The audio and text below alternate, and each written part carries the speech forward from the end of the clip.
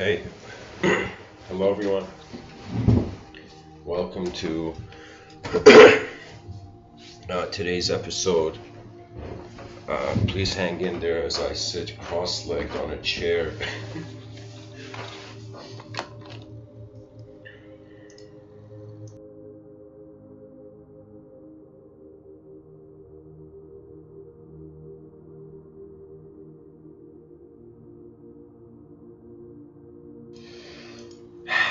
I wanted to speak about what is considered the first law of thermodynamics and the conservation of energy.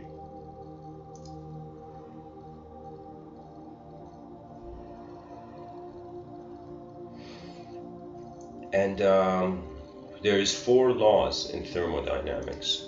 This is the first law, and then there is a 0th law, which is about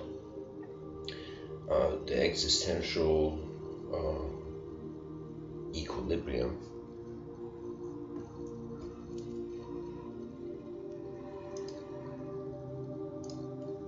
Here's a picture, and these are the important points about the law of conservation of energy.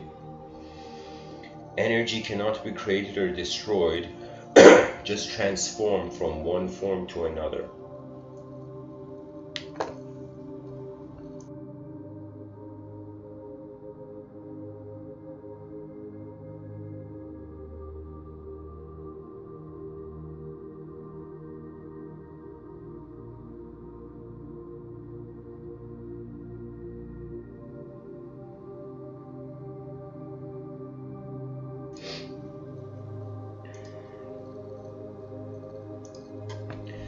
I thought about what is reality, and I realized it is energy. And then I wondered, what is my mind? My mind comes from reality, and if reality is energy, therefore our mind is an energetic relationship with ourselves. So just like how we have potential energy, we call it, and the potential energy becomes kinetic energy.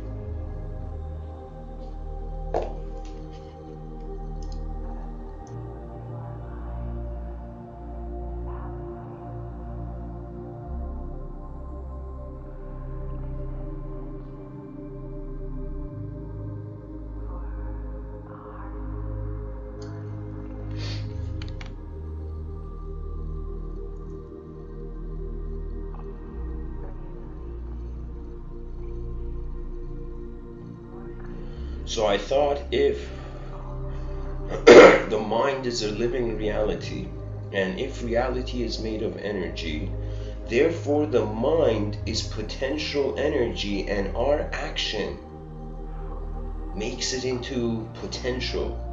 Excuse me, our action from potential energy makes potential energy into kinetic energy. And if energy can be interchangeable with the word reality, it's as if the mind is a potential reality, and based on a sort of decision making, it becomes kinetic reality.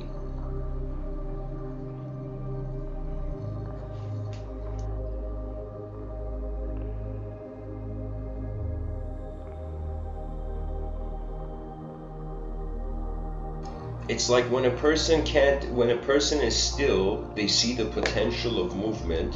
When a person moves, they see the potential of stillness.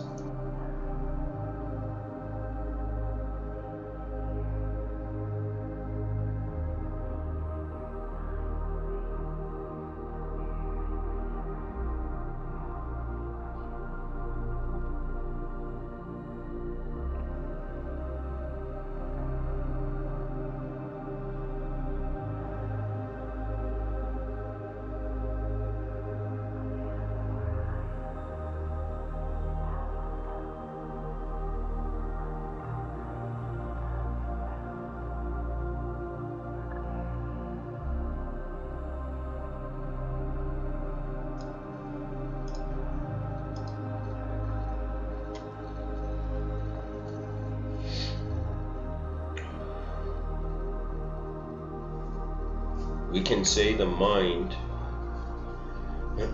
is where the blueprint for actual physical movement is.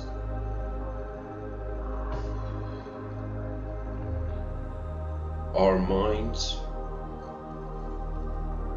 when we move, are the body. When the body doesn't move, the mind can still move. Think about dream states. Think about meditation, the idea of meditation.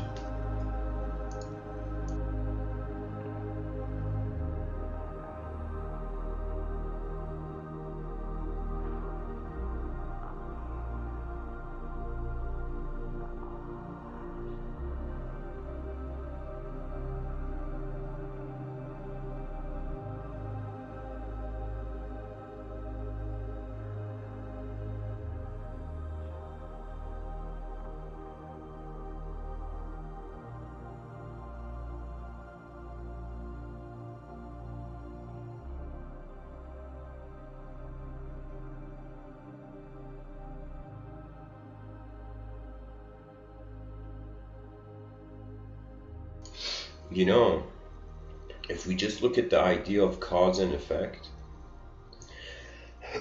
which has to do with the third law of thermodynamics, if I remember correctly,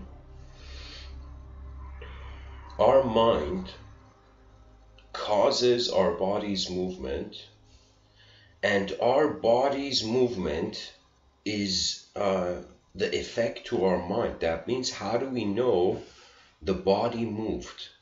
So let's say a person in a dream is moving and a person in reality is moving. Let's say you're walking in a dream state and you're walking in a real state.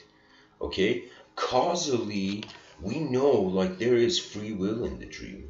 You know, I've experienced free will in the dream.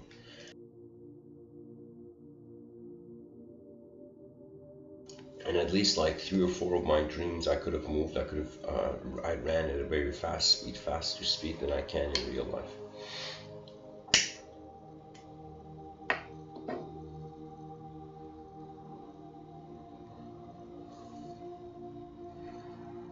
So in the dream state, there's a sort of causal reality. In the waking state, there can be a causal reality. Now, the only way we can say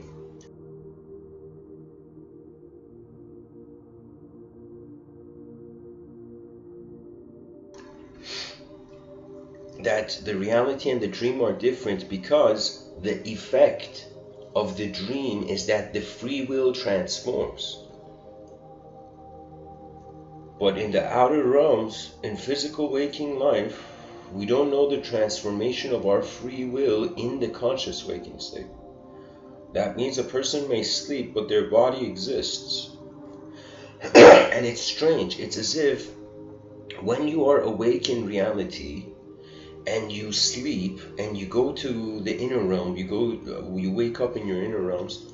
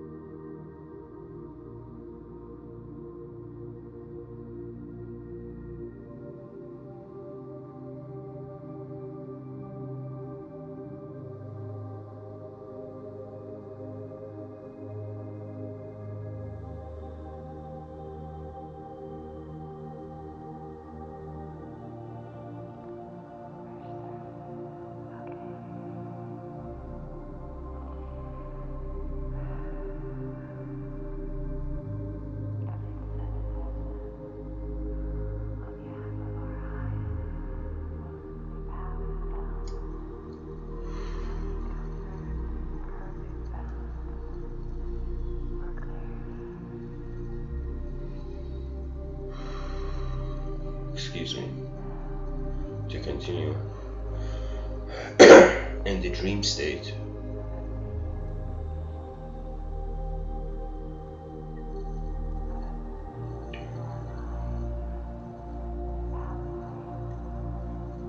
If we are conscious, waking up from the dream is entering another dream. That means to the sense of self in the dream state, reality is a dream. To the sense of self in reality, the dream state is a dream. And it could be that there's no such thing, this word we use for a dream and a reality could be an error. And the mind could be multi-local, and it could be that what we call reality and dreams, or the truth and the illusion, is just the relationship of two dimensions in a spectrum of dimensions.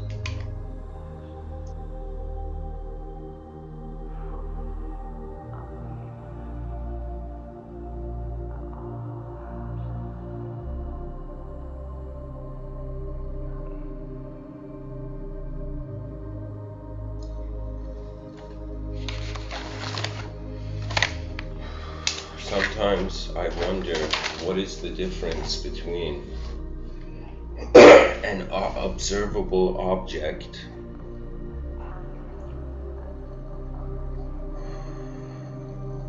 and, let's say, an observable and tangible. What's the difference between an observable object and an observable subject? I think this is an incredible question. Now, for the observable object, the difference is that we can touch with our hands the object, we can engage, we can, so the observable object is tangible. Now, the observable subject, that means if I just visualize, like, I don't know, in front of me like a giant blue orb glowing and spinning, very slowly spinning. Now this blue orb, glowing blue orb, I am visualizing it right now. As I'm speaking, I'm visualizing it as an overlay over the room, in the room, but I cannot touch it. So the difference between the observable object and the observable subject is that the observable object can be touched, the observable subject cannot be touched by an object. This renders us in two different rooms. The moment we're in two rooms, it is in some sense, we can understand probably infinity better than the finite.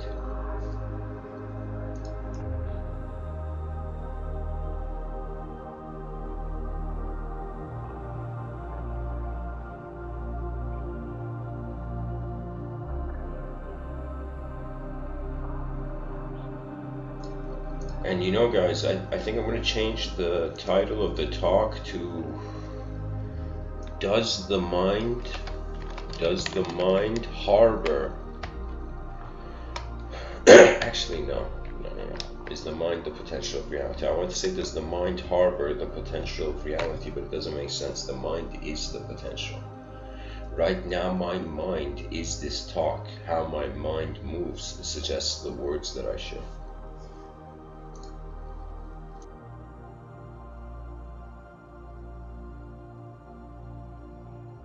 And you know, what we call free will is as if we get a chance to live before we live.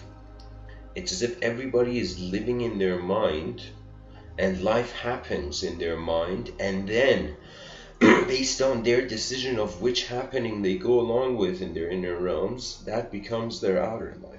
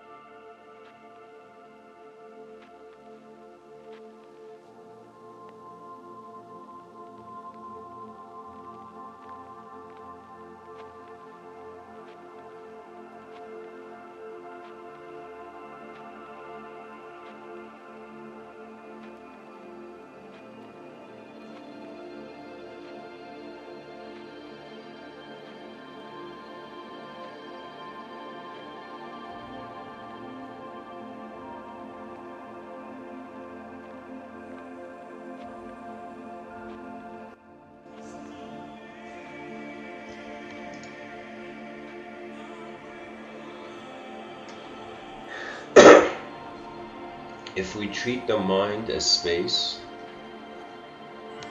space is the potential of matter's movement. The mind is animate space.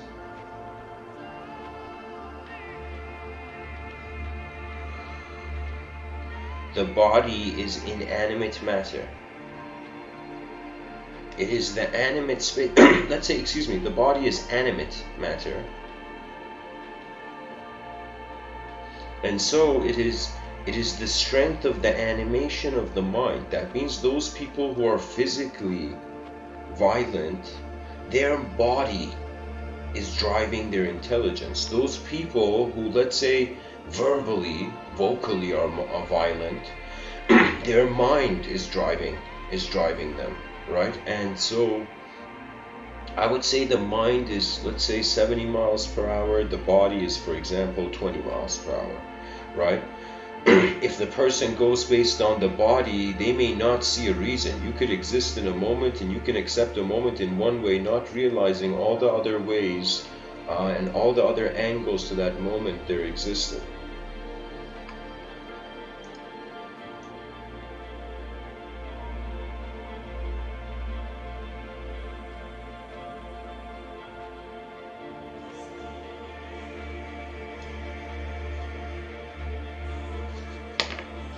We can say the mind is energy,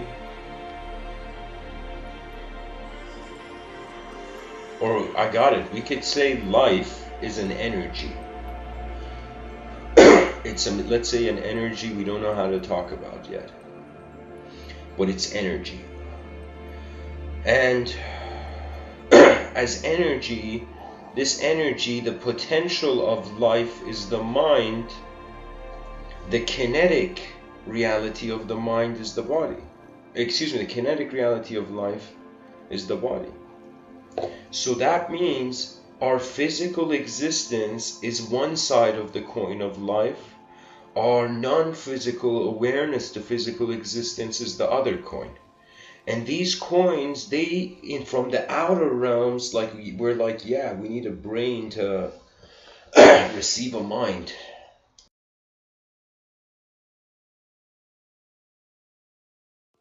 That means when people ask, where's my mind happening? It's like the answer is the brain. So that means for the bodies, if you wanted to explain to an object how there's a subject, we have to say the object, it's the potential of the object, something strange the object is doing, it's becoming a subject to itself.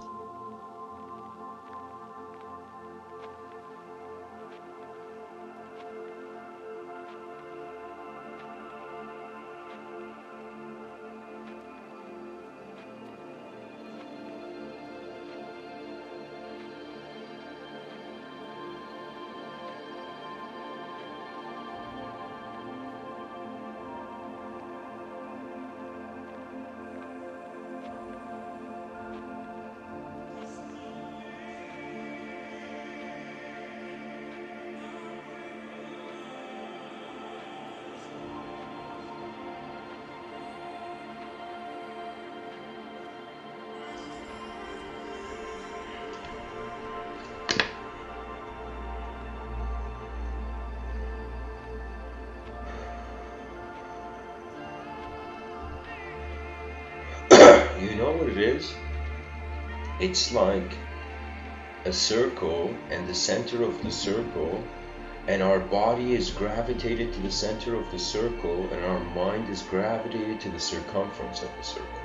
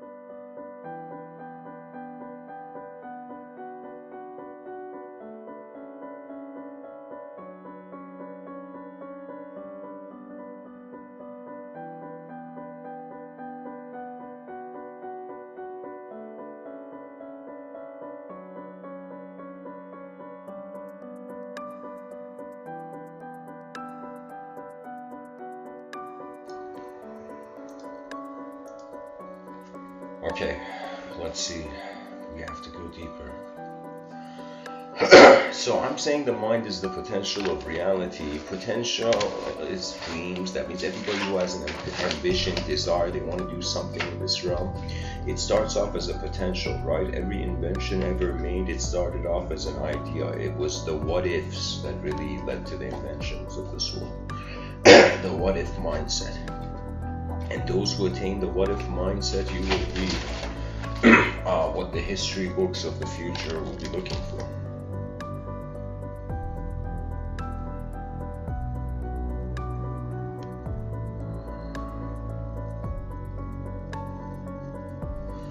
So I have to keep going back. I know in these talks it may sound repetitive, guys, but this is the beginning point. The object, subject, subject, object relationship. This is such a mystery that whatever we do, we still come back to it.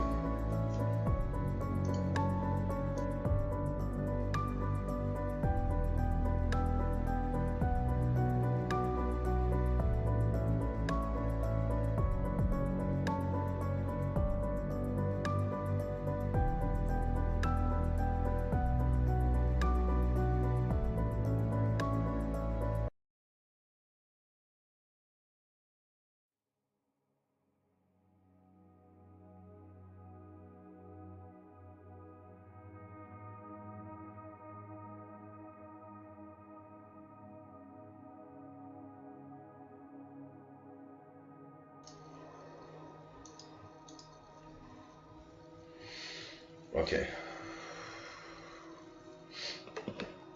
So, what if an object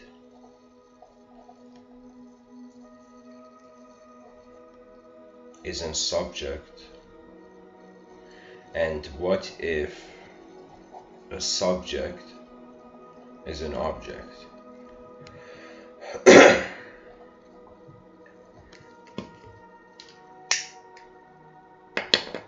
If the subject is an object, it means the potential, it means the mind is more real. You can put a greater than sign for subjective witnessing more than objective witnessing. So the mind is the bigger dimension, is the bigger force in the room compared to the body. Me personally speaking to you right now, ever since realizing that the self is not a thought, is not an idea, I have been functioning under, I don't want to say the assumption or presumption, but I have been in some sense trusting nature, because that's where all content comes from. That means all that the human being's voice can be is a transference, a transcription.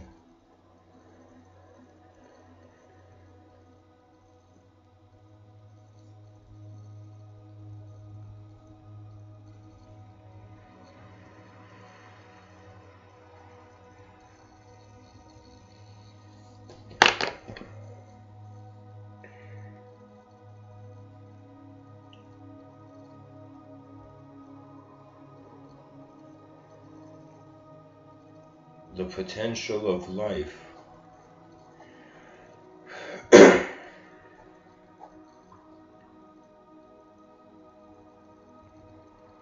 is endless continuity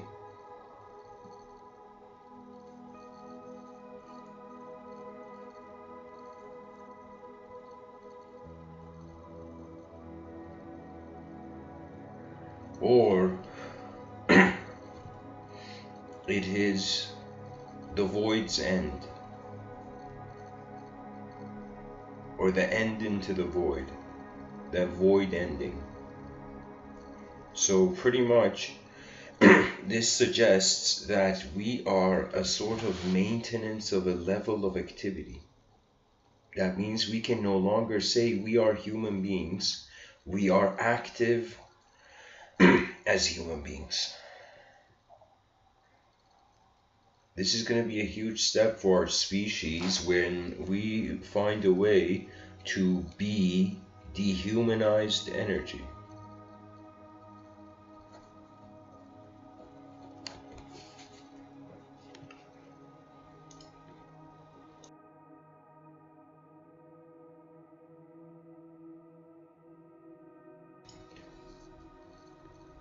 And this game of potentials, it's like the same as the future.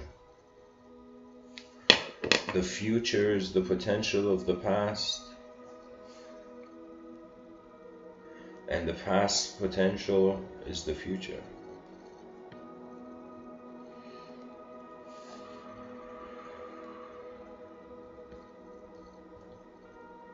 You know what it's like? It's like the mind has the permission of heaven, the body has the permission of earth, and the soul is God. It's as if our minds never left the ultimate state. Our body fell.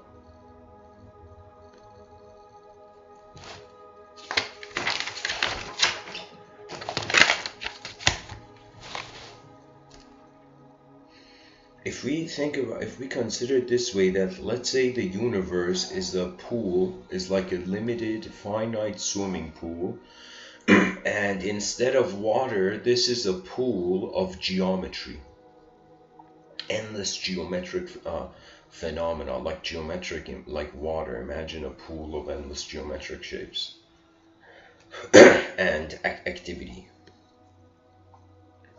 So let's say like a pool or ocean, a geometric ocean. That's a cool idea. A geometric and ocean filled with just geometric patterns. Now, in this pool of geometry, let's say somebody jumps in. There's let's say a timeless. This is very hypothetical and in a humorous way mystical, but let's say a timeless eternal being was like, oh my god, is that a temporary swimming pool of geometric shapes? And this eternal being has dived in.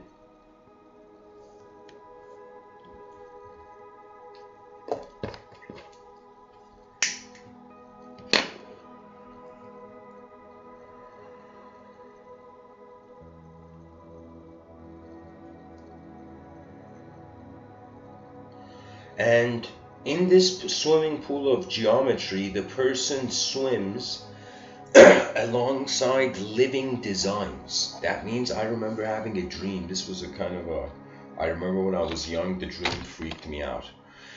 Twice in my life, I've had dreams fish related.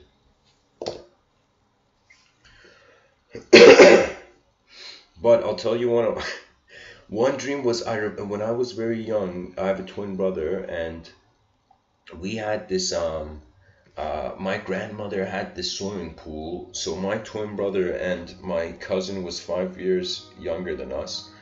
We would visit our grandmother, and my grandmother and grandpa would take us to the swimming pool. And they had this swimming pool. And the swimming pool for a kid, it was a big swimming pool. Relatively, right? But it wasn't the typical swimming pools you see nowadays buildings have. It was a weird shape of a swimming pool. It was pretty much like anyways, and I remember the walls of the swimming pool were pure blue, were painted pure blue. And in my dream, midday, I found myself in this swimming pool swimming with endless types of giant fish being in the swimming pool. So imagine as a kid swimming in a swimming pool, then years later dreaming of that same pool, but now there's living fish in it, giant fish. And climbing out of that swimming pool and having this feeling of like, where was I for a moment? I remember the exact sensation in the dream state of being in the swimming pool and with the fish moving in water, being in unknown waters and things moving that you don't know. This was really my fear of the ocean. It wasn't the fear of drowning. It was the fear of what lurks in the deep, you know? And not in a monstrous way, just in the sense that there's uncontrollable, unknown variables.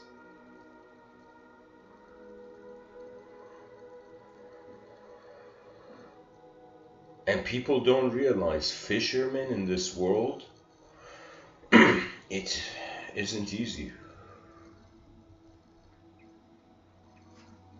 Being on a little piece of wood in a giant chunk of water.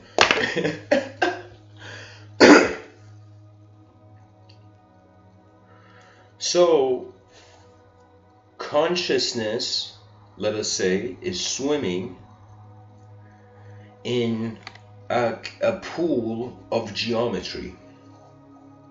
Now consciousness is being convinced by what it is seeing rather than the unknownness of the seer. That means the unknown that is looking through our eyes is less interesting, has become less interesting than what is known in front of our eyes.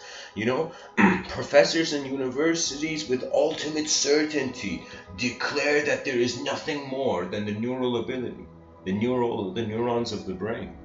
This is a very bold statement. This is saying that this machine, we have figured it out. Because the biggest thing, I never asked this from my teachers in the educational system. The question hadn't arose to me then. But if I could go back, I would say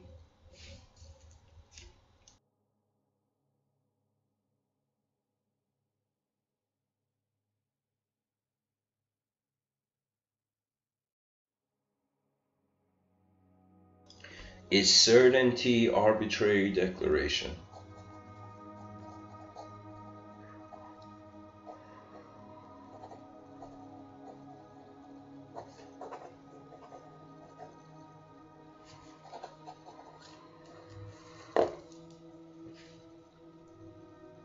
I feel there's two types of human beings on this planet. Those who are being moved towards the known, they are moving as the known, and those who are moving as the unknown. And there are many unknowns in the room of human life.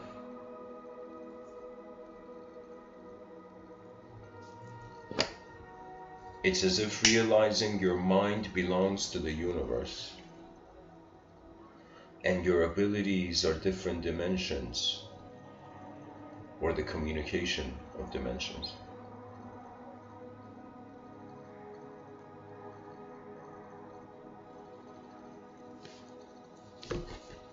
It's like something fifth dimensional fighting with the sixth dimensional.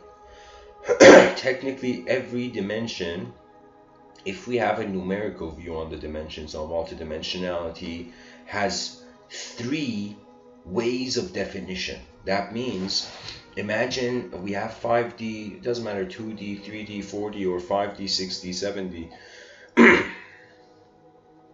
So imagine 5D, 6D, 7D. Now we're wondering about the sixth dimension. How many ways are there interpreting it?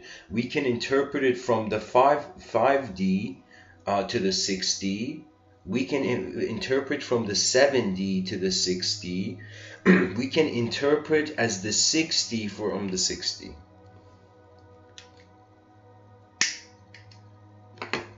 That means you can understand this moment, your dimension, either by just your dimension purely being on its own, by the dimension's own merit, by the dimensions it is holding, by the merit of the dimensions it's holding, or by the merit of the dimensions that are holding it. Right now I am holding a coffee cup.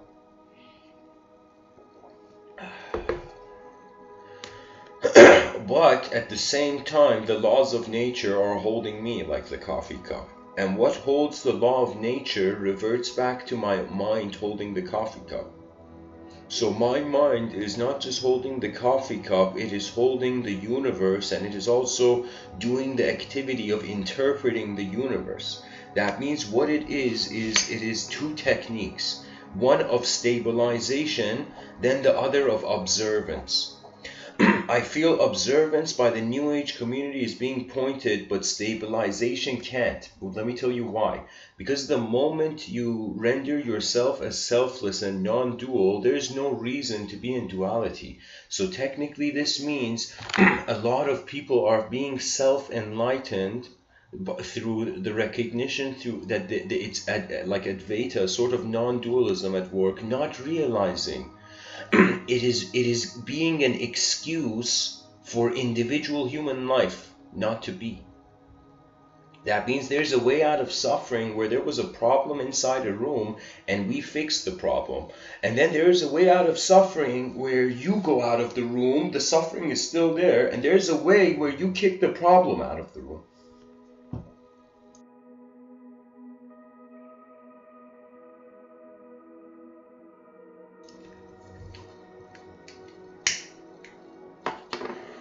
All that speech is really is the progression of geometric conceptual shape, you know? And the word geometric for geometry is not a perfect word, you know? It's not the right word for geometry. But geometry sounds nice.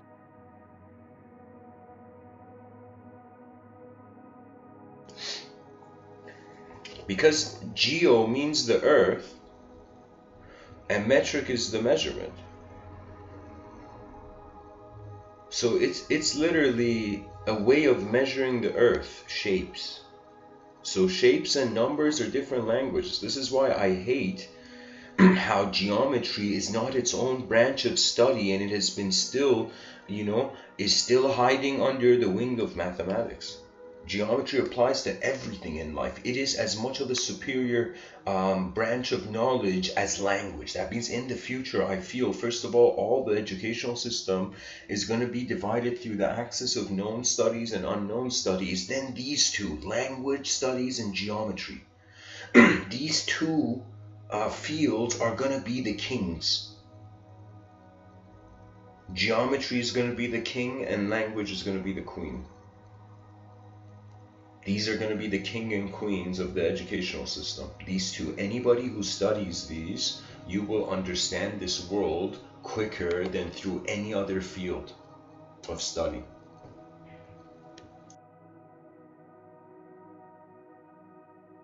Because the geometry of language is our mind, and the language of geometry is really what the body is coming up with. That means from the beginning of at least a scientific evolutionary analysis, we have been asking ourselves, what is the brain doing, not realizing the brain is creating the definition. I will tell this I hope the loudness of my voice reaches the globe. There will be a language is going to go into an apocalypse mode the moment human beings realize it's our own artwork, not on the walls of a cave, but on the walls of a universe. We're still like the caveman. Sorry to break it to the world, but that means skyscrapers are the same as cave paintings. Everything we have done has been a theater, an elemental theater, as if the periodic table read Shakespeare and endless human lives with various narratives to their endings and beginnings began. And I have looked at an animal, and I will tell you like many different kinds of animals, but I have wondered and I've realized, like, what is it that, like, if I tell you, let me read this for you. There's a statistics, depression statistics worldwide. Let me tell you, it's hilarious.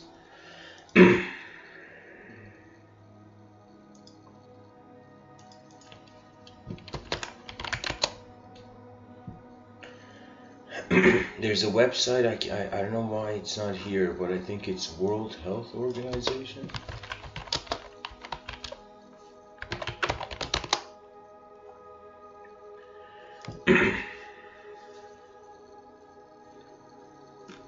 Where's the statistics? Check this out. Depression is a common mental disorder. Globally, more than 264 million people of all ages suffer from depression. Okay, so we are 8 billion. What does that make? Oh my God.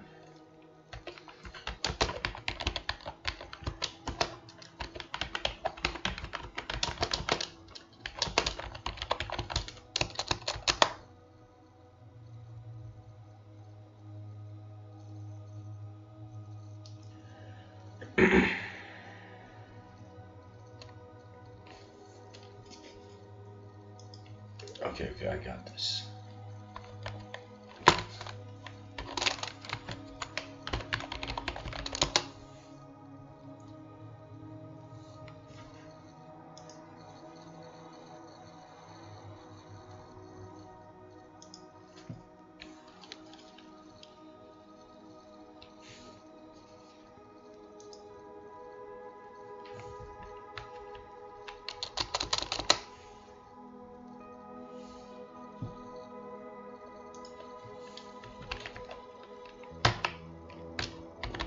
I don't know how accurate this number is going to be.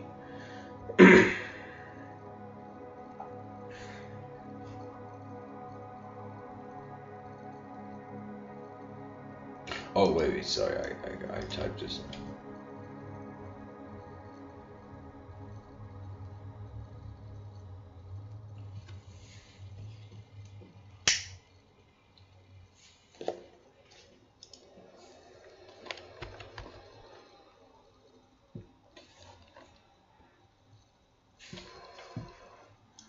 Hang in there, folks. I'm just trying to figure this out.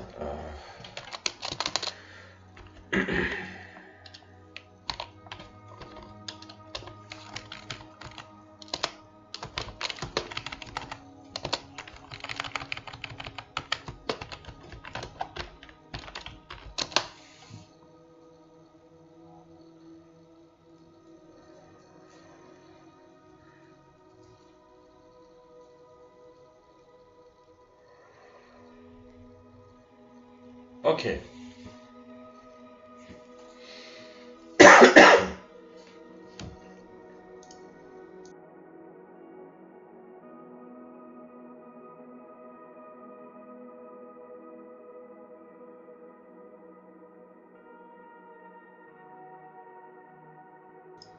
Okay, so technically the World Health Organization is saying 264 million people of all ages suffer from depression. That makes it 3.3% of the world population. Okay, that means 3% of the planet is depressed. Now, when we look at what depression is, you know, it has to be event orchestrated, because it's the events in our life that energize us or take away energy. And when a person is depressed, the question comes, what are they depressed about? And their depression is about the content of their life, which means the events that they have endured through. Now, this is ridiculous, okay, the idea of depression, because in some sense, who is choosing what the person is comparing themselves to?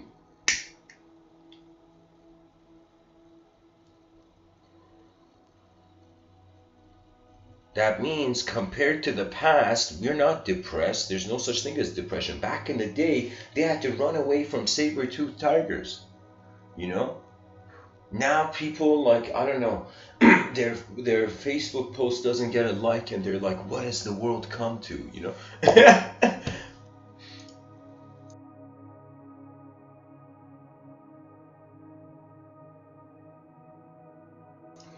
So this statistic is paint on a canvas. Because who is responsible for the movement of intelligence in the moment? That means compared to our ancestors, it's impossible to be depressed. That means if we were depressed, what were they? They would laugh at our depression, our ancestors.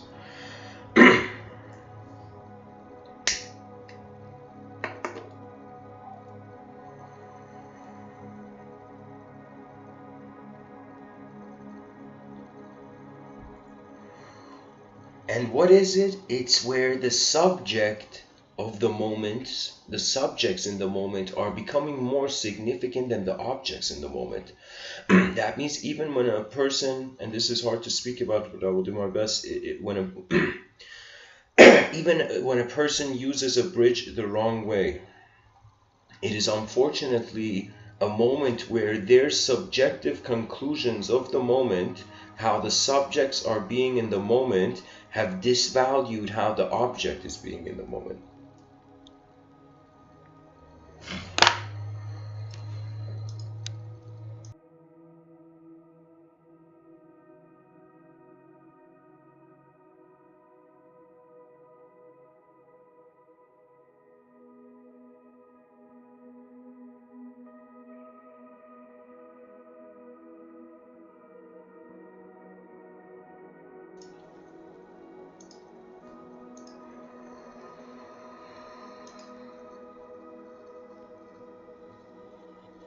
it's in some sense the mind is wearing clothing.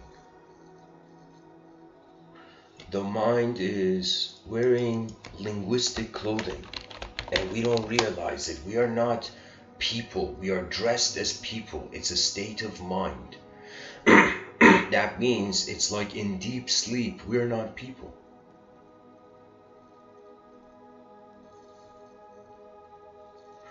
We are attributeless energy, the presence of it. I feel like reading for you a passage from the Upanishads because it has gone for too long, the fear of temporary systems when there is eternal unknown variable. Not eternal, but unknown variables that can be eternal. Wow, look at what page I opened. It says, even in the dream state itself, anything imagined by the inner consciousness is unreal, while anything experienced by the outer consciousness is real. So inner consciousness is unreal, the outer consciousness is real. But both these are seen to be false. That means the Upanishads, these ancient books from Vedic thought, they're saying, hey man, you think you're your outer realms? You know, it's like, no, you're not. You know, you think you're your inner realms? No, you're not. You think you're the observed dimensions of your life? No, you're not. You think you're the observer only? No, you're not. You know, there is the more. That means the Upanishads is one of the most courageous texts in the realm, where it had the sentence in it, not this, not this. That means people would go and be like, hey man, is this truth? And they'd be like, no, it's not this. And then another person would come, what about this? Is this truth? And not this, not this. To a point where objects had to enter stillness, and subjects had to enter silence. And then the real eyes came. And then the real life begins. And once you live a life as an object, you open up to life as a subject, which usually the human incarnation is. And once you live as a subject, you realize that there's an unknown primacy, there's an unknown primal mover. Okay? There's something unknown moving something known. Now that which is defining itself the moment it moves as known is using its limited access, sensory access, to come to a conclusion of the ultimate, of the overall unknown. So what I'm saying is we're a candle in a dark room thinking the space of the glow of the candle is the whole room.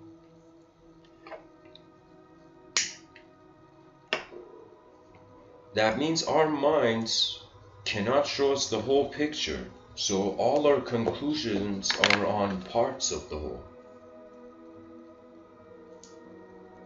The mind is mysterious. That's the greatest finding. And if the mind transcends beyond language, how can we explain it? People think it's about, this is why I kind of feel esotericism, hidden esotericism is childish. It is forgotten nature is the first Google.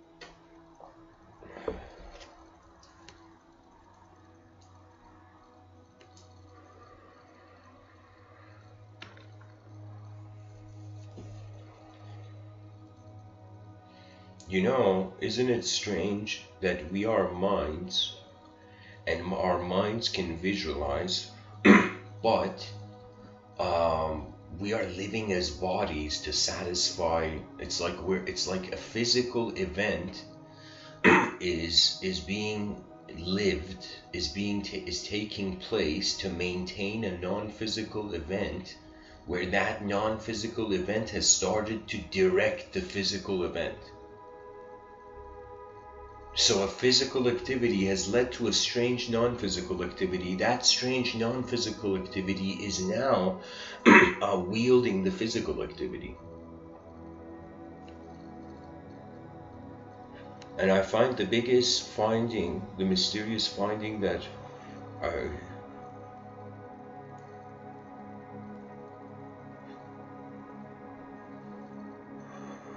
I believe it was in Noam Chomsky's work.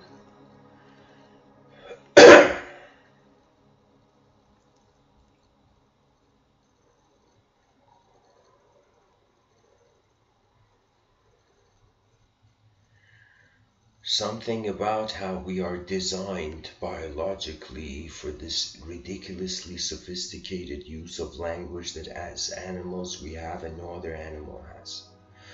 In the chat section of this talk, Quentin says, when I think in images, all's well. When my mind is filled with words, problems and limitations arise.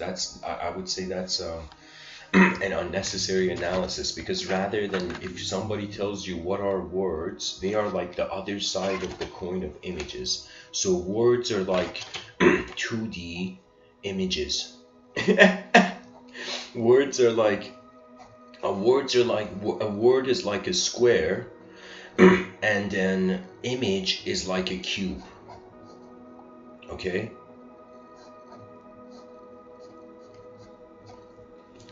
So it's as if language, that means thinking through language. I agree with, I won't say all is well. I would say when you think through, I shouldn't say even think through image, when your inner realms move more, when your mind moves faster than your body, or even faster than language, how you have contained it, or the structure of language.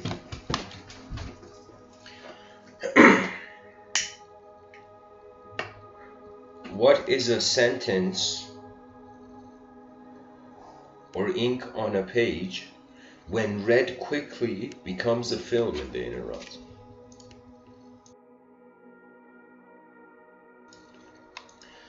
What so Quentin, it's a very good observation what you're making. But I gotta say this, that in my youth I would think through words, a feeling that society had figured out everything. But those who think through images, let's say based on the way you say it in your comment, I would say that is rhythmic piloting. It's in internal cinematic language. It's a language of images. Like if you were a film student, you'd realize cinema is a language. Something is being communicated. If the moment the artist has a message in his painting, the artwork is a communication. But if the artist just, I don't know, throws ink without any message, then there is like that's just like sounds that meant nothing. So for example, if a person went to the Museum of Modern Art in New York, MoMA, they would see artworks that are very complex, and they would see artworks that are like, oh my god, did a toddler accidentally like walk over a canvas, like so it's like, it's one of those things where the art goes from super simple to super complex. And I would say the more complex the art, the more a message it harbors. The more simple it is, in some sense, it's as if like somebody just shouted in a room and then somebody spoke. So a sophisticated work of art should be a dialogue, ultimately, with those who see the artwork. Because like music, the whole point of art and the creative dimensions and novelty is it transports you in your inner realms. It's like when you hear a story you had never heard before, you notice, you don't experience like the story, but at least you notice another structure to the moment.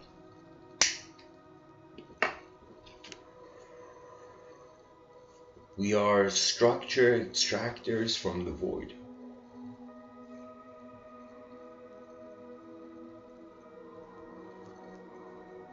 So it is true, one can live through images. This will happen when the species wakes up from the linguistic simulation. Anyone who notices they're not a thought You can wield thought. That means the person who thought the sword was his hand suffered and didn't realize he could use the sword in some sense, he didn't realize the technology was separate from them. People thinking their thoughts, it's like Iron Man thinking he's the Iron Man suit.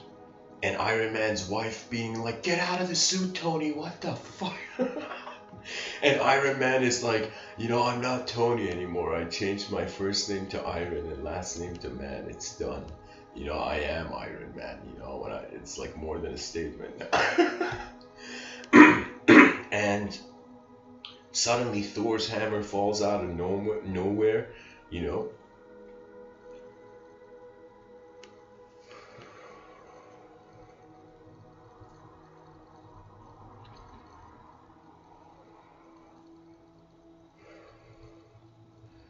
So see, Quentin, right now in your secondary comment, because it has a value to the talk, I'll read it. You say, but language is linear and therefore temporal, therefore full of limitations, right? Or so I feel it to be. Besides, I get confused. I'm familiar with 3 languages and tamper with a couple more, so I notice. Okay. If cultural languages, keep that out of the inner cinematic language of your mind. That's a different discussion. So your last sentence, I'm gonna not talk about that. But when you say it's linear and therefore temporal, there's an argument that could be made against that. Therefore, full of limitations, or so I feel it to be. Sure, yes. Ludwig Wittgenstein says the limits of my language are the limits of my world. That means it's the limits of what you can communicate. So the words in the English language I know are limiting me to my speech. And suddenly, if I have a concept that I don't know the word of, or maybe the species doesn't know the word of, right? Nobody has come up with a word for it. That's when I try to see what are the closest words to it. And as Einstein says, when you connect 2 worlds that have nothing to do with one another, that's a moment of genius, right? Something in those lines, he says. So similarly, if we put 2 words that have not been put together, they would be genius. So I am telling you, if in the future we had an AI and we were like, all right, AI, just put every 2 words all the words in the dictionary, place them beside one another, and you will come up with endless philosophies. Just 2 words beside one another. But anyways, what I'm saying is, don't fear the Iron Man suit. The way you're saying it's as if you get confused by language. I mean, that's why create that limitation? Think of it this way. If Tony Stark feared the Iron Man suit, that would be hilarious. Jarvis would be like, Tony, why did you make this then? So don't fear your creation, and don't fear design. That means emotions can make us give up way before we need to even. I would say, instead of feeling you're confused by, treat language as a technology that's like an alien spacecraft debris that we just found. Whoa, what is this? That means study the Iron Man suit. Step inside it, step outside of it, see how other people are using it, see how when a person speaks, they're showing you how the world is occurring to them behind their eyes, really.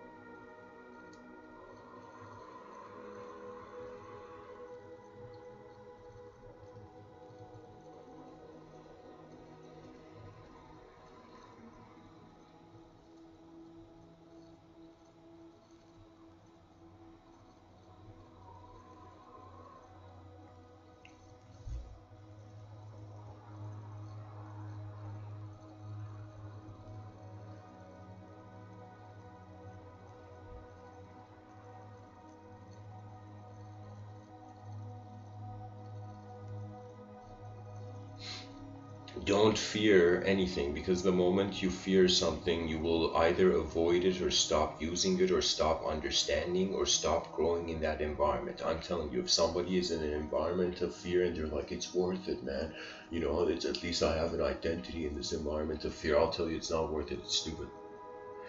in life, either we move ourselves or the world moves the self. Either the self moves the world moves the self. You know how I see it? Honestly, I don't see the idea of life and death in the same way as I think the common man does. The way I see life and death is that right before I was born, I was the world moving the self. Now that I have come into existence, I am manifest. Now I am a self for like, I don't know, 100 years. I have the opportunity to move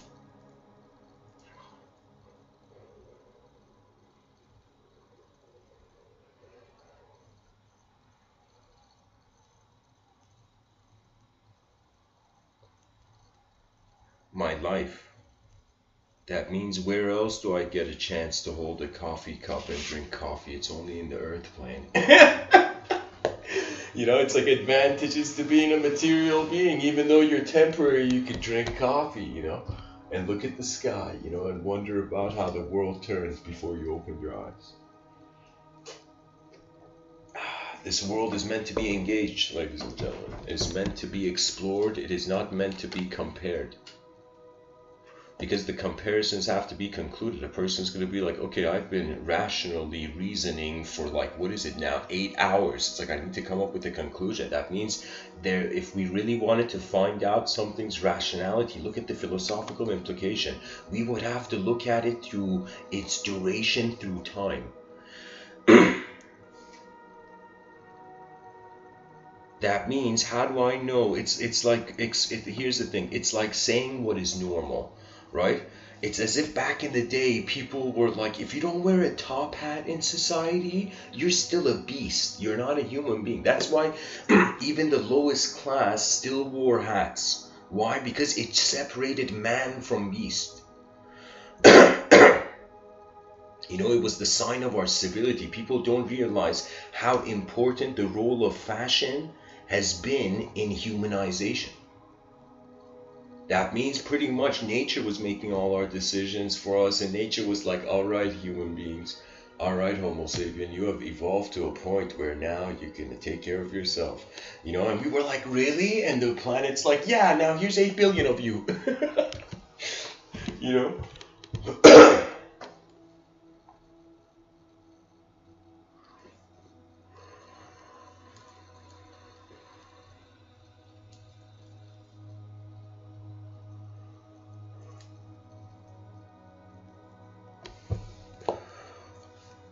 The material and immaterial dichotomy is a distraction from novelty, which is a universal birthright.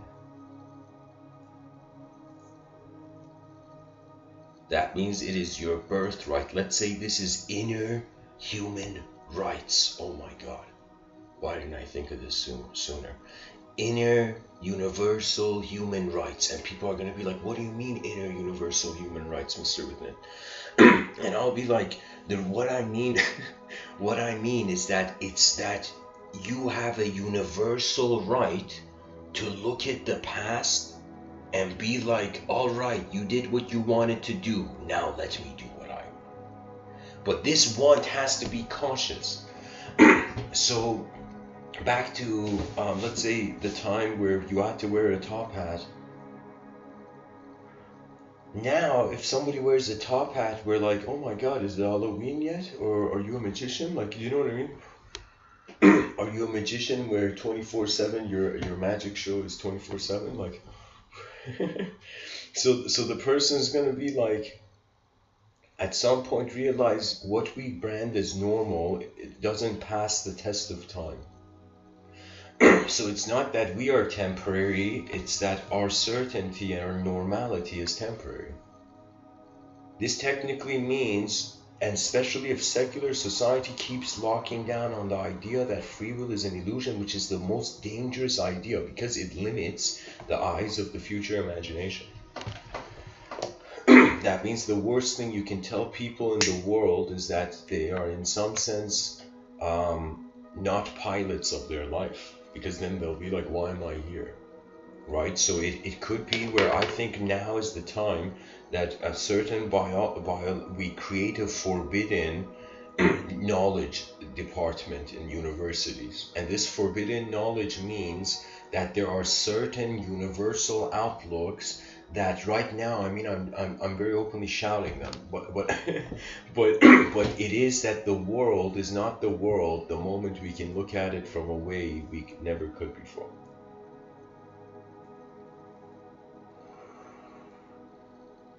For me, it's shocking, you know, that there is something here at all. I am grateful for existence, even though from the yogic mindset, you're like, there were some yogis who they didn't have beautiful, their enlightenment wasn't beautiful, you know, because they thought it was a dirty illusion, the world.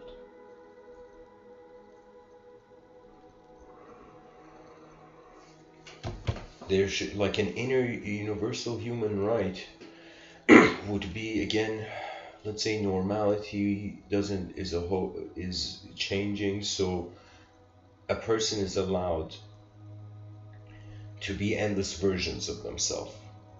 And let me tell you why, because naturally that's what we do, waking up, sleeping, waking up, you know, that's like self-regeneration or self-reanimation.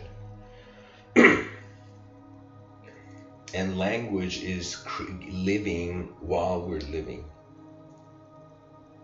So language is a conscious stream.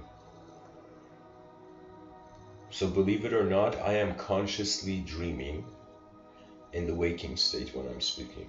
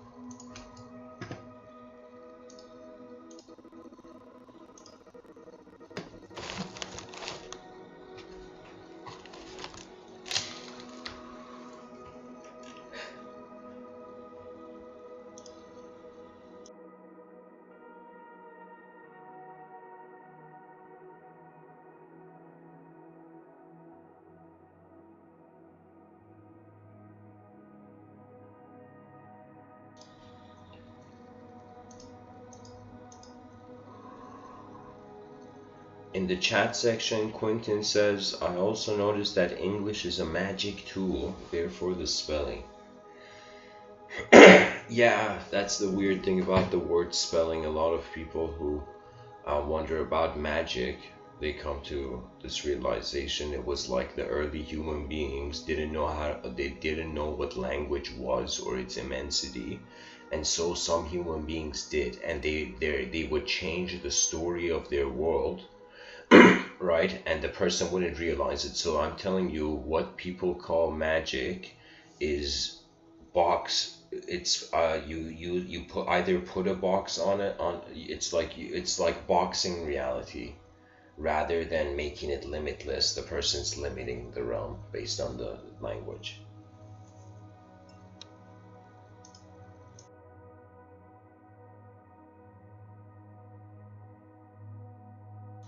I would say language is it's not per se just magic. I mean,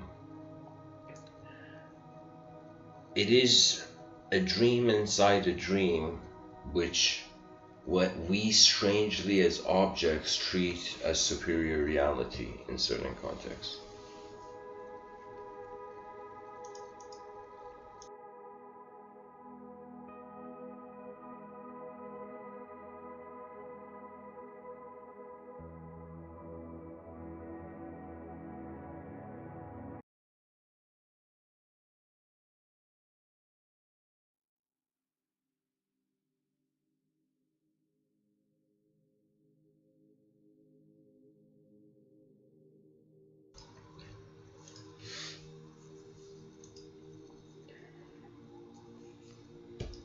I mean, honestly, I could totally imagine if aliens invaded us, all they would need to do is change our language and we would be manipulated. So we have to become so conscious of language that it doesn't define us. We have to free ourselves from every story the mind has ever known, because new stories are being born. And the moment something new can happen in all dimensions, is a testament to the universal cycle.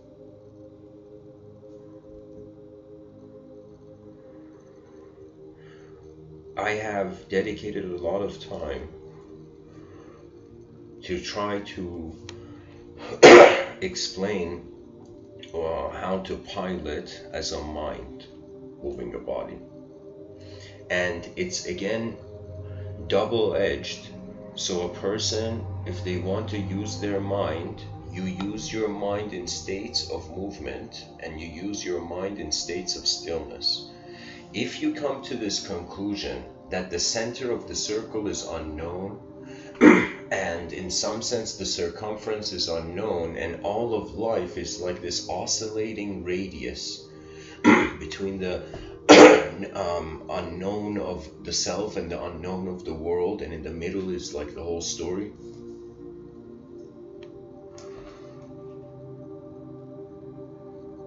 It's as if the logo's whispering in the ear of the tired soul. When will you realize the universe's energy belongs to all?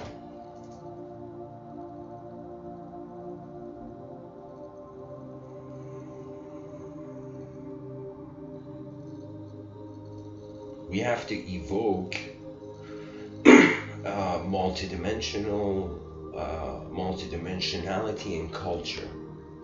And all suffering is because the person has stopped putting an effort to see something else.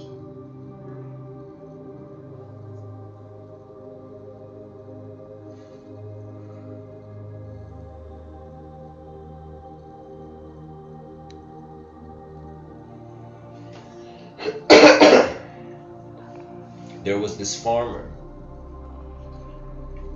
and the village people come up to him and they're like, and one of his main horse runs away. The village people come up to him, they're like, oh, yo, farmer, your horse ran away.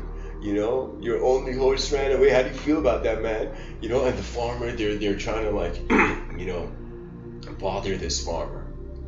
And this farmer says, and they come and say, you're so unlucky, your prize horse ran away. And the farmer suddenly shouts in intensity, he's like, how do you know? How do you know? Maybe I'm lucky. And people are like, what do you mean maybe you're lucky? Your horse ran away. You think you're lucky? And this farmer is saying, maybe, I don't know, maybe, keeping it in the unknown. Right? Then it's like a few days later, the horse comes back with a bunch of other horses. So now the farmer has 4 horses. Right? And the townspeople are like, what did we just witness? You know, and they come to this farmer and they're like, oh my God, you're right. You're lucky. You're the luckiest farmer on the planet. Your horse ran away, made friends, came back, you know? Like, that's some next level horse training. Like, what kind of farmer are you? And the farmer shouts and he's like, how do you know I'm lucky? Maybe I'm unlucky. You know, maybe. I don't know. You know, again, keeps it an unknown. So the moment came to be defined by language, the farmer kept it in the presence of the unknown.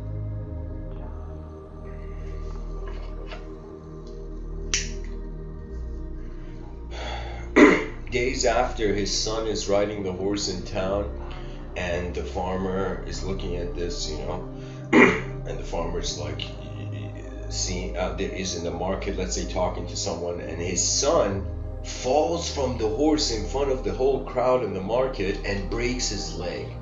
Like, it's pretty intense. Right? And literally, instead of people helping the son, they all just come to the farmer and they're like, oh my god, you're unlucky. And the farmer goes and helps his son. You know? And they say, farmer, you're so unlucky. Your son broke his leg in public. I mean, like, you know, it's like, what greater embarrassment? Your legacy, you know, broke itself, you know? And so you're unlucky. And the farmer shouts at them and says, how do you know I'm unlucky? You know, maybe I'm lucky. And he says maybe. And he keeps it in the unknown. And the whole point, and then the next week, like, they come to enlist for military, and all the people's sons are taken for the military, except his son who has a broken leg. The military's like, we can't drag your kid around. You know? And then they all come and say, you're lucky. And the farmer's like, guys, get out of here.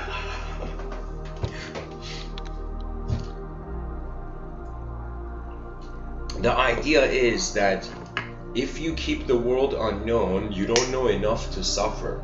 You don't know enough to believe your own depression.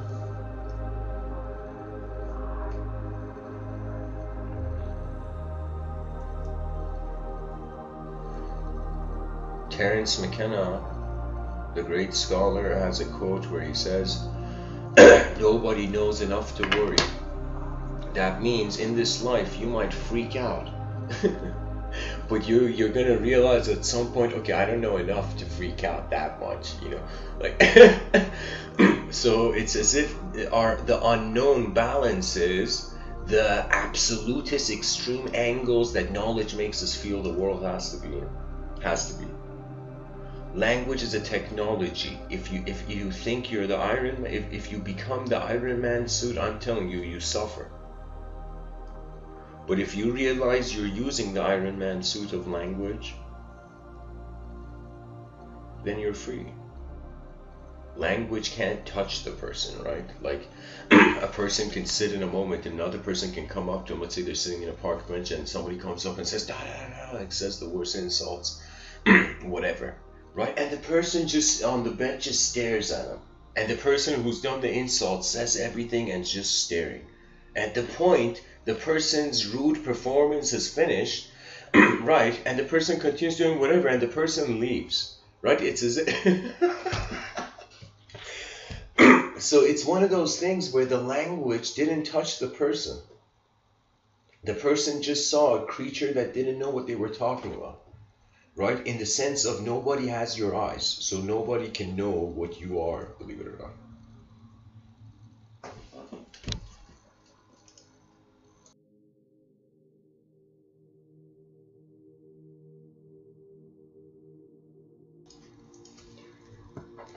There's a story from Diogenes, and Diogenes is known as the father of cynicism.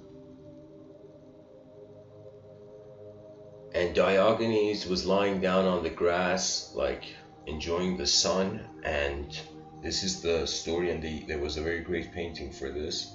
I don't know who drew it, but if people Google it, they might find it. So Alexander the Great goes to see this great philosopher Diogenes. Suddenly Diogenes, his eyes are closed, he's lying on the grass, and he suddenly sees the sun is gone. And he opens his eyes and he sees Alexander the Great standing in front of him. And Alexander the Great, he stood exactly, intentionally stood in a way where the sun is behind his head like a halo. So Diogenes, from his angle, he's seeing Alexander the Great and like sunlight behind him, right, in like a 90-degree angle. And in the right angle. And so what happens is Alexander the Great says to Diogenes in front of his whole army and entourage, and he hasn't walked alone, he's there, and everybody's watching, and he says to Diogenes, what does the great Diogenes want from the great Alexander? Something like he says that. What does the great Diogenes want from the great Alexander? And Diogenes, as if he's a cosmic being already, as if his cynicism is coming from his universal liberation, he says, stay out of my sun. He says something like, don't block my sun. And it's so deep because he's saying it, and Alexander the Great gets it. He says, don't intrude in my freedom. Whoever you think you are, don't intrude on freedom. You know, because evolution deserves better.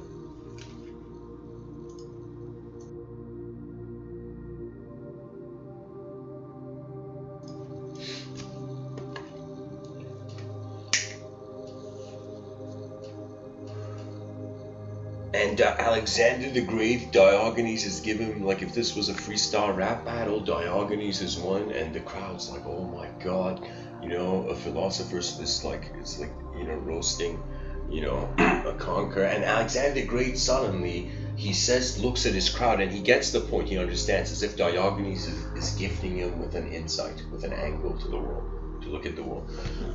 And because he could have said, just get out of there, right? But he said, don't block my sun. He said it in a sort of, as if he knew. And Alexander the Great says, if I wasn't Alexander the Great Alexander, I would be the great Diogenes. And then Diogenes quickly responds, and he says, if I wasn't Diogenes, I would be Diogenes, right? As if he's saying, even if I wasn't this, I am still the universe in motion, you know? Like as if, like, you know, Rumi in his poetry touched upon the universal. He said, you are the universe in ecstatic motion. It's like, no way, this whole time I thought it was a person about to die, you know, in the temporary realm, in the temporary space-time continuum, not realizing that attention cannot die. It's just what's in it moves, or it moves away. You know what it is? It's like till it's you max out your effort towards the living, towards your honor for the living, and until the last moment, and even in your last moment, you're still stretched. Your like effort is like reaching for something. So your effort goes till the last moment, and it's as if with the last breath you give all that you can, and then there is the silence, and then the great liftoff beyond the eyes of man and the world, to the world and beyond.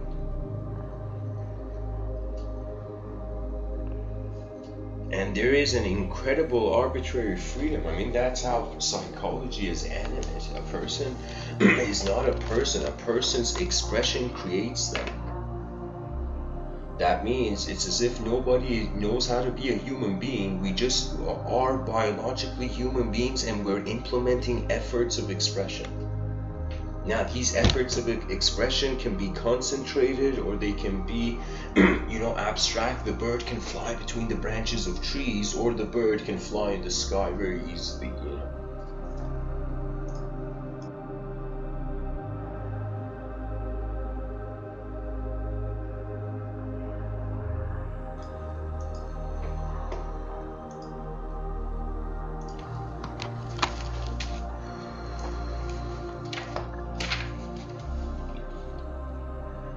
I'm going to read another part of this Upanishad. It says, by the word nature, in quotations, is to be understood that which is permanently acquired or is intrinsic, instinctive, non-produced, or unchanging in its character. Samsiddhi means complete attainment, and anything resulting from that is samsiddhi, as in the nature of the successful yogis who are endowed with such occult powers of becoming at will, subtle like atom, and so on. In the case of the yogis, that nature does not change either in the past or in the future. It remains as it is. So also, intrinsic, that which follows from the very nature of things, as for instance such characteristics as heat or light in the case of fire, etc. That nature also does not change according to place or time. Similarly, instinctive, born with oneself, as for instance such activities of birds as flying in the sky. Any other behavior too is natural. that is not produced by anything else, as for instance the tendency of water to flow down. So this is another way of saying, if we as animate human beings want to know what's natural, it's like what can't be reduced any further, right? So if atoms can still, particles can be broken endlessly to endless dimensions, right? We can endlessly find smaller particles, new particles. It's like, oh my god, there's a universe endless, so we can endlessly have particles, you know. We can have endless angles. So here it's saying, it's like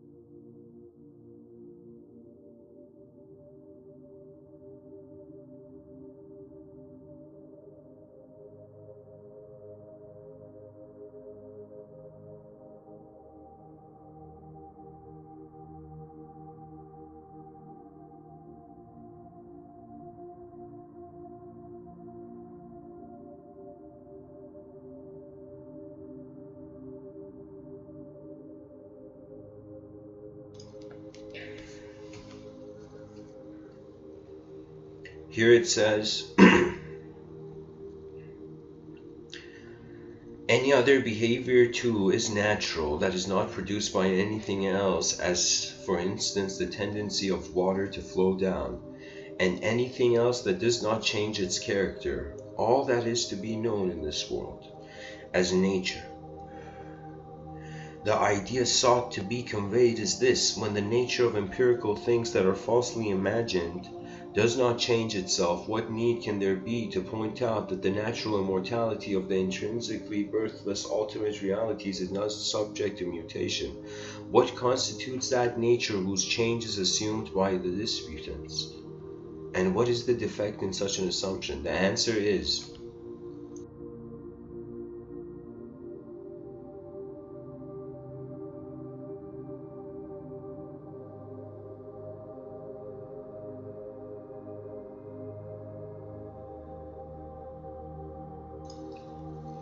all souls are intrinsically free from old age and death, but by imagining senility and death and being engrossed in that thought, they deviate from their nature.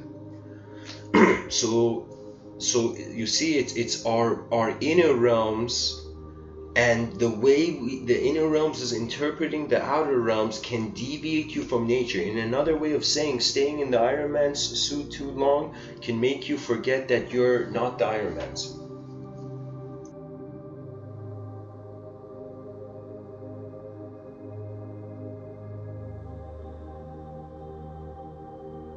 The linguistic Iron Man's.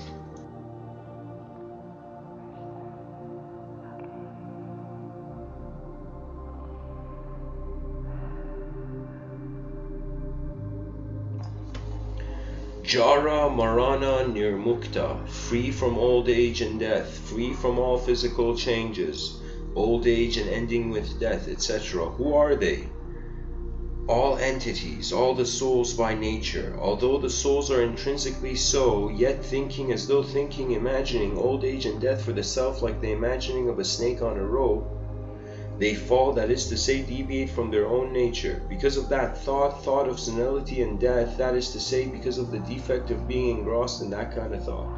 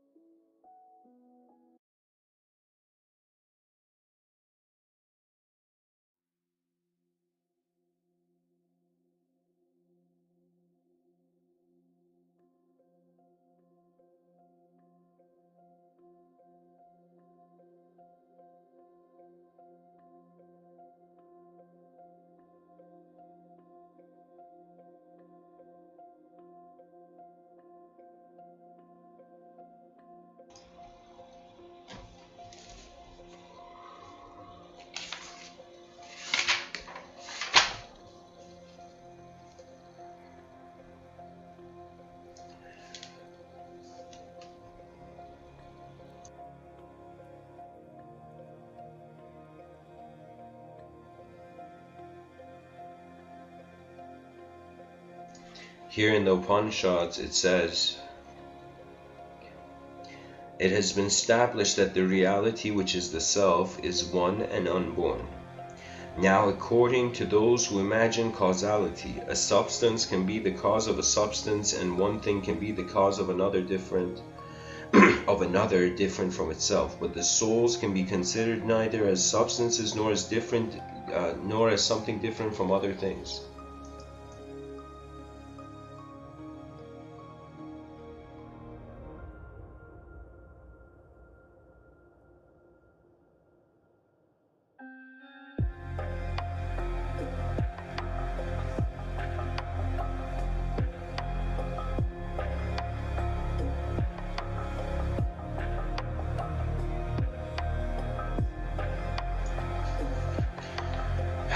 A substance can be the cause of a substance, one thing can be the cause of another, but a thing cannot be its own cause. Nor is a non-substance seen in common experience to be independently a cause of anything. Okay, I gotta read that again. Nor is a non-substance seen in common experience to be independently a cause of anything.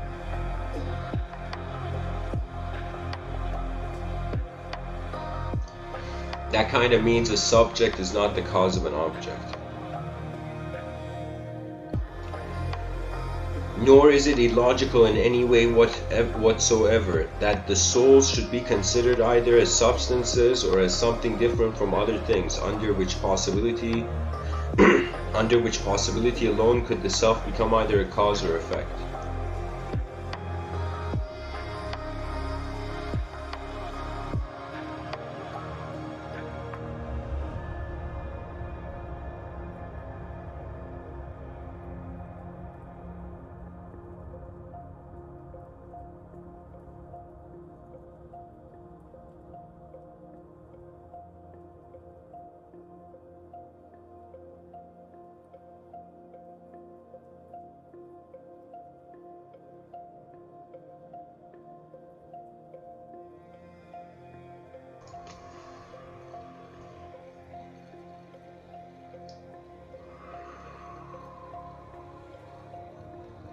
Thus, since the self is neither a substance nor different from anything, it is neither the cause nor the effect of anything. This is the meaning.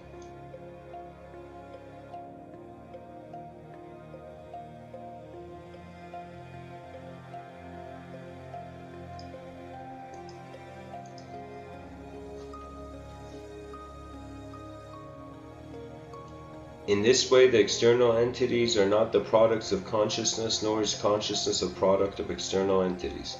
Thus, the wise confirm the birthlessness of cause and effect. Wow, what a statement.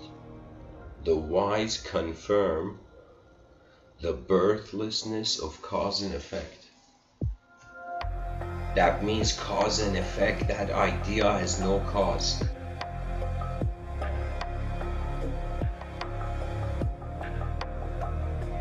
That means we can say things happen because of cause and effect, but we can't say cause and effect happens because of cause and effect.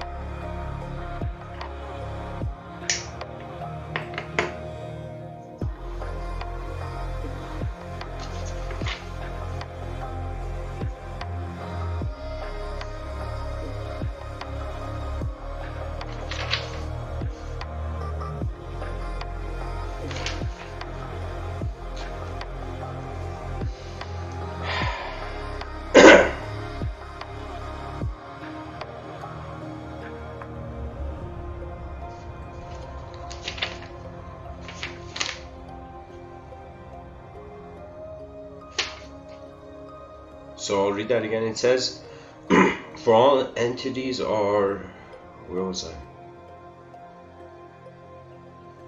It says, for all entities are the mere appearances of that which is essentially consciousness. Consequently, an effect is not produced from a cause, nor is a cause from an effect.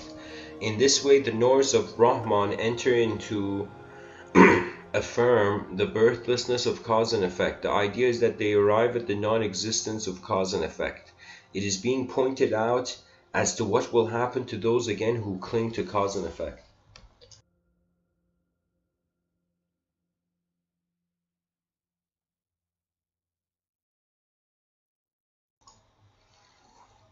Cause and effect spring into being so long as there's mental preoccupation with cause and effect. There's no origination of cause and effect when the engrossment with cause and effect becomes attenuated. As long as attention is riveted on cause and effect, under the idea, in quotations, I am the producer of the causes called virtue and vice, merit and demerit belong to me, and I shall enjoy their fruit by being born sometime and somewhere among the host of creatures. This is where the quotation's ending. As long as causality is superimposed on the self, as long as the mind is preoccupied with it, so long do cause and effect, merit and demerit and their effect arise, are active without a break. When the engrossment with cause and effect which springs from ignorance is removed through the realization of non-duality as stated before,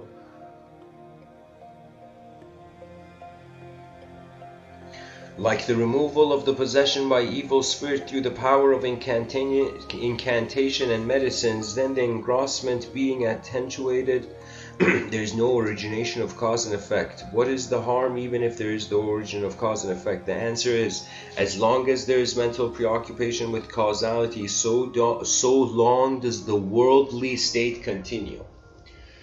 Ooh, this is it. Our civilization is based on a collection of a giant multidimensional system of probabilities of cause and effect, yet the yogis are telling us as long as there's a mental preoccupation with causality in a sort of cause and effect, as long as there's a view of a world, that is not the truth. That means neither the self is the truth, neither the world is truth. The truth the yogis saw was beyond these eyes, or the eyes of the world. So it transcends power. That means truth is beyond power.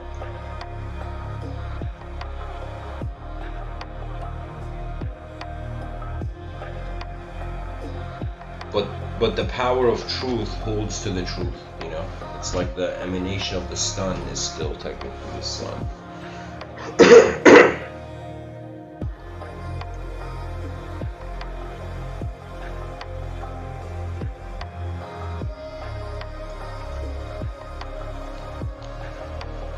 It says,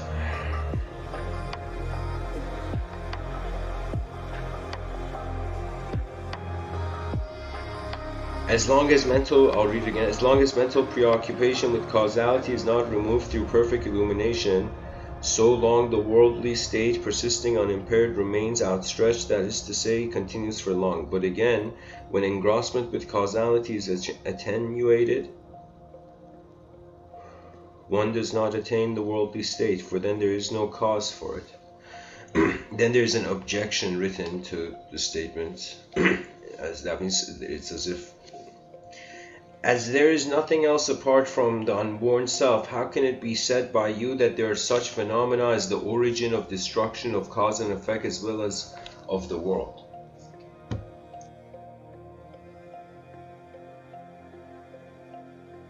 This is another way of saying, like, if you, the guy's saying, like, the objectionist is saying, it's like saying, if the concept of God is inconceivable, what are you worshipping? And then there's an answer. So it says, everything seems to be born because of the empirical outlook. Therefore, there is nothing that is eternal. From the standpoint of reality with a capital R, everything is birthless self with a capital S. Therefore, there is no such thing as annihilation. Everything is produced by concealment, consisting in the empirical outlook within the domain of ignorance. Therefore, within the range of ignorance, there is surely nothing that is eternal. Hence, it has been said that the world characterized by origin and destruction remains outstretched.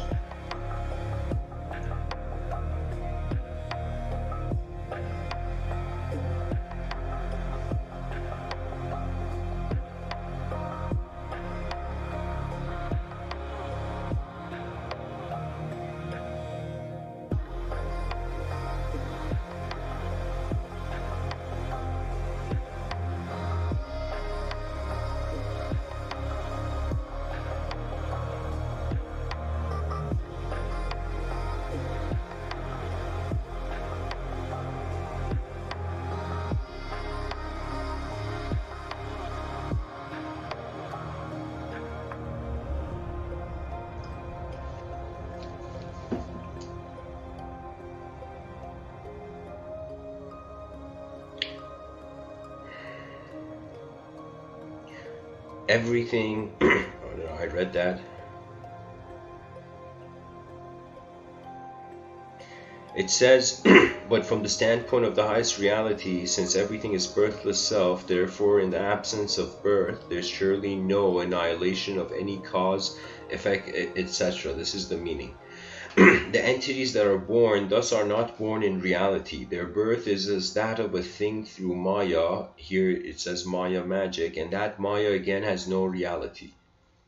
The entities, souls, and other things which are born are imagined to be born. They that are of this kind, the word of this kind indicates the empirical outlook mentioned earlier. So the meaning is, in quotations, the entities that are of this kind are born thus owing to concealment through empirical outlook. That means birth, it's as if we think we're born in reality. It's saying we're pretty much, it's pointing that we're born in an illusion instead of a truth. Excuse me.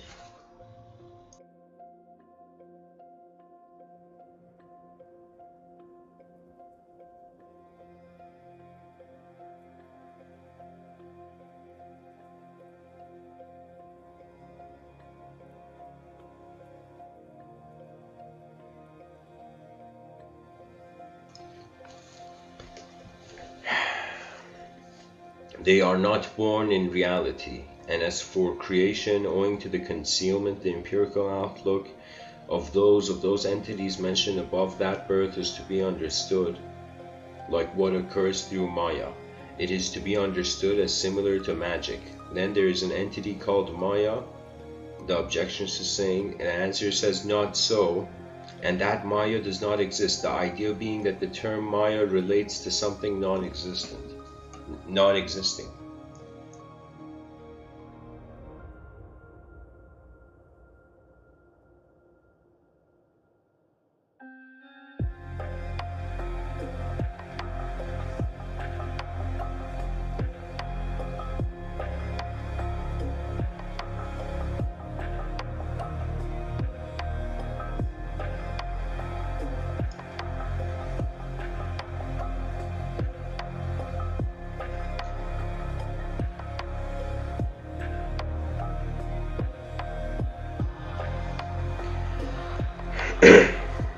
It is being shown how their birth can be compared to magical birth.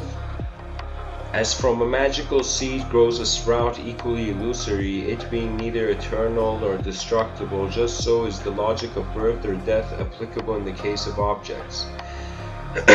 As from a magical seed of a mango, for instance, grows a sprout of equal substance, equally illusory, that one, the sprout, being neither eternal nor destructible, simply because it has no existence, just so is the reasoning about the birth and death in the case of the objects. The idea is that from the standpoint of reality, there can be no real birth or death for the objects. That means an objects can't die. The concept of a death is for a subject, for an unknown subjective viewer, which we're like, okay, what do we do with consciousness?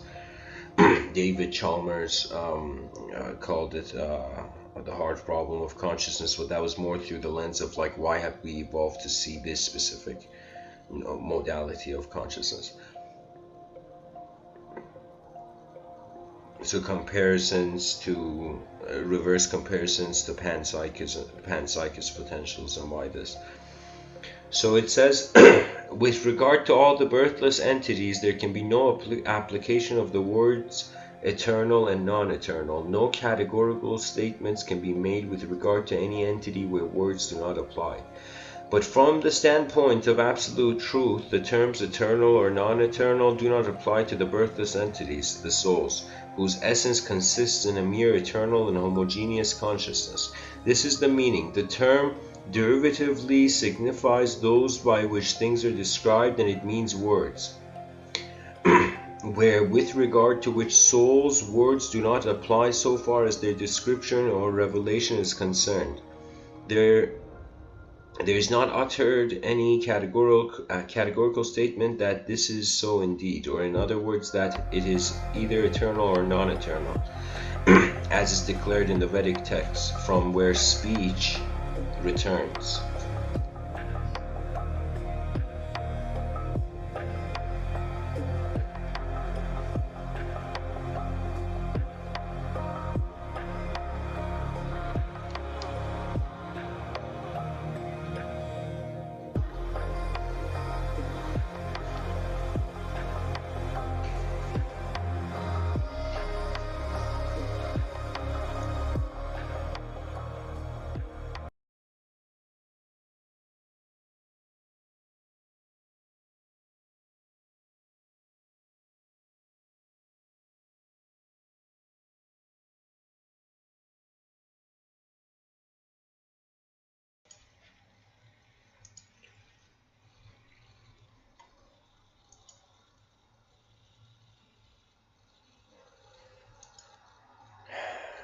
Anyways, guys,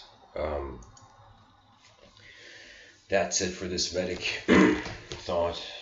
I would say, I don't know, in this episode, I was pretty much looking at how a percentage, I feel a majority of our life is arbitrary.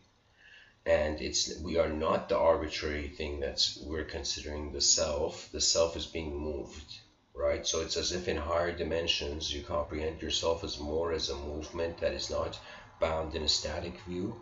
In the lesser dimensions, let's say, we're more static, we're more defined or shaped. So it's kind of like the more a being becomes shapeless, the less there can be a truth or an illusion. So that becomes a sort of ultimate contextual truth, you know. So anyways, let us see that if if potential energy can become kinetic energy, potential reality is becoming kinetic reality. So anytime a person communicates, they are making what is real potentially into actually real. And so that requires discretion, and start treating language as a technology or an art form, or your whole intelligence as an instrument, where you're trying to master this instrument, trying to comprehend it, its nature and its ways it happens, you know. Anyways, guys, thanks for listening. Namaste.